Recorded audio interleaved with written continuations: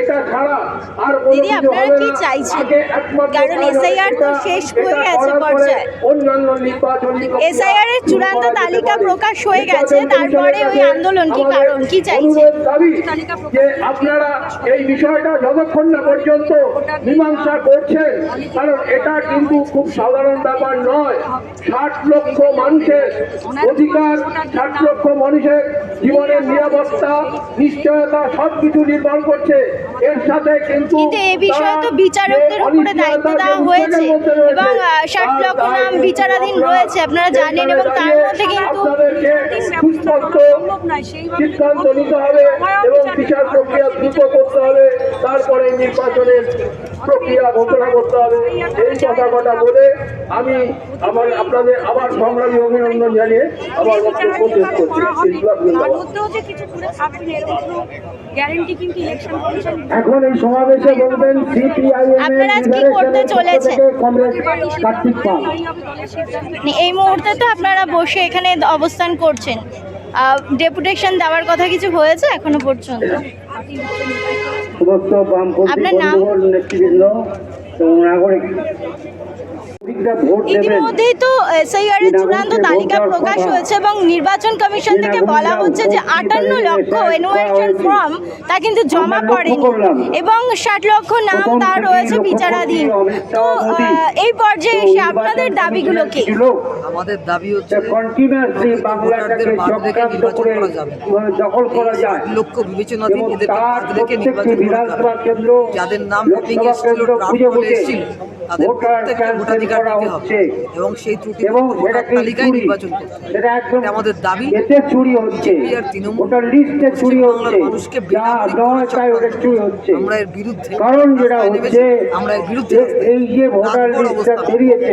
পরবর্তী যে লিস্ট বেরোবে তাতে তো তাদের নাম বেরোতেও পারে। হঠাৎ করে আমাদের হয়ে গেল, ত্রুটিমুক্ত লক্ষ্য ছিল। এটা হচ্ছে আমাদের মুখ্যমন্ত্রী দেখছেন না নাচছে, এতগুলো লোক বেনাগরিক হয়ে যাচ্ছে, তারপরে করার পর আর মুখ্যমন্ত্রী বেরিয়ে এলো। মুখ্যমন্ত্রী তো এসআইআর নিয়ে সুপ্রিম কোর্টে গিয়ে সওয়াল করলেন পর্যন্ত। কেরালা যদি আইন পাস করতে পারে, পশ্চিমবঙ্গ বিধানসভায় কেন আইন পাস কি মনে হয় 26-এর নির্বাচনী এসআইআর এর এই যে এসআইআর নিয়ে যে চলছে চর্চা, আমরা অন্ধ্রপ্রদেশে এসআইআর এর কি পরিবর্তন হবে 26-এ? এই পরিকল্পনা আমরা সফল হতে দেব না যতক্ষণ না আপনার নাম? আমার নাম গার্গী চট্টোপাধ্যায়। ভোটাধিকার ফিরিয়ে না দেওয়া হচ্ছে।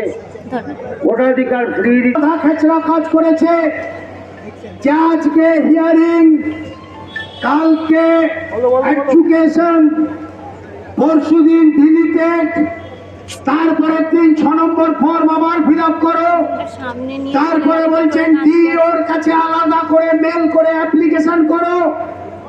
মানুষকে হিলিপিক পেয়েছেন তারা, রাজ্যের মানুষকে।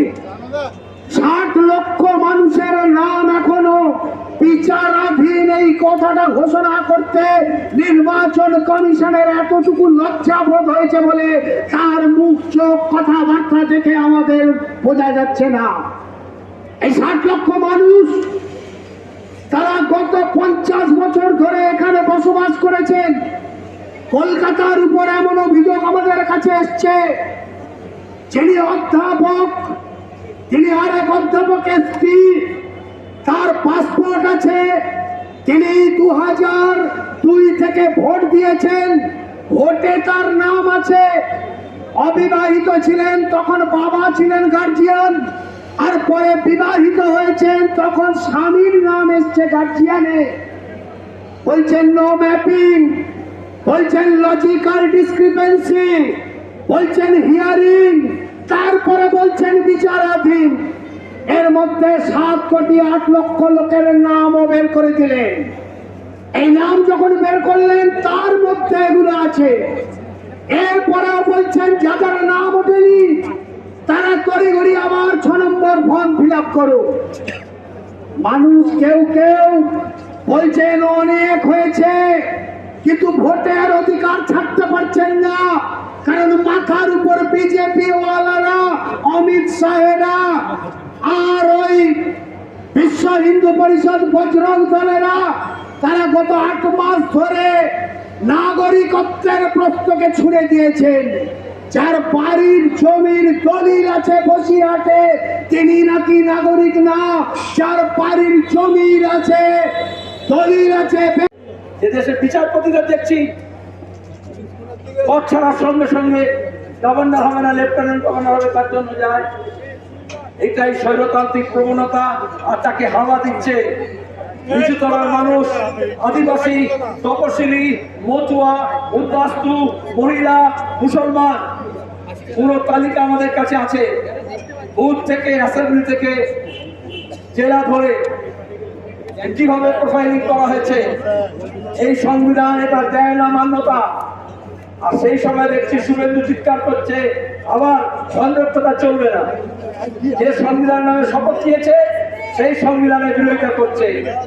কেউ ছাড় পাবে না, সব কথা মনে থাকবে এবং সব কথা এই সমস্ত গন্ডগোলের মূলে যারা আছে তাদেরও গন্ডায় গন্ডায় বুঝে দেওয়ার চেষ্টা করবে। মানুষ কিছুই ক্ষমা করবে না।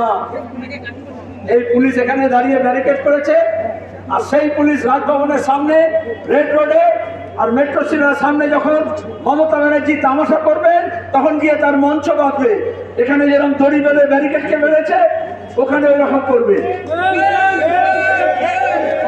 এই সামনে যে কনস্টেবল পুলিশ দাঁড়িয়েছে এদের কিছু করার নেই, এদেরও নিরাপত্তা নেই। যেমন ভোটাধিকার নেই, যেমন ভোটারদেরকে নিরাপত্তাহীনতা করা হচ্ছে, এরকম সরকারি কর্মচারীদেরও নিরাপত্তাহীনতা করা হচ্ছে। আমরা এখানে এখন সভা করব, এখানে অবস্থান চলবে, কোনো ধৈর্য হারাবেন না। আমরা এখানে এই পুলিশদের বিরুদ্ধে লড়তে আসিনি। আমরা এই যে সিওতে যারা কাজ করছে দপ্তরে তাদেরও নয়, ইসিআই কে বুঝতে হবে, ভারত সরকারকে বুঝতে হবে, রাজ্য সরকারকে বুঝতে হবে। ওদের মিলিভাগারটাকে আমরা ভেঙে ফেলবো, সেই শপথ দিতে হবে। আমরা এখানে এলাম, আমরা বলেছিলাম সিওর কাছে আমরা মেমোরেন্ডাম দেব, আমরা বলেছিলাম ইসিআই কে দেব, ইসিআই বললো সিও কে দিন, ওরাই কথা বলবে। এখন সিও বলছে কিছু অধস্তন অফিসার আছে তাদেরকে দিন, যেমন নবান্ন অভিযানের সময় মমতা ব্যানার্জি থাকেন না, যেমন ডিএম অফিসে গেলে ডিএম থাকেন না, এসপি থাকেন না, সবাই নিজের তলাকে দেখিয়ে দেয়। আমরা সেই তলা ফাঁক করবো। এজন্য আমরা বলেছি সিও কে এসে আমাদের মেমোরেন্ডাম নিতে হবে। ততক্ষণ পর্যন্ত আমরা এখানেই থাকবো, দেখি আমরা কতটা লড়াই করতে পারি আর ওরা কতটা অপদার্থতা দেখাতে পারে। এখন বিমানদা আছেন, বামফ্রন্টের চেয়ারম্যান আছেন, তিনি বাকিগুলো বলবেন, তারপর আমাদের একটু সুস্থ হবে। এখানে গেড়ে বসে থাকতে হবে, দাবি আদায় করতে হবে। তুলো না তোমার পিছনে ক্যামেরা আছে, মোবাইলটা তুলো না। আবার নতুন করে সাম্প্রদায়িক উন্মাদনা, বিভাজন এবং বাইনারির জন্য এটা পরিকল্পিত নাগপুরের পরিকল্পনা।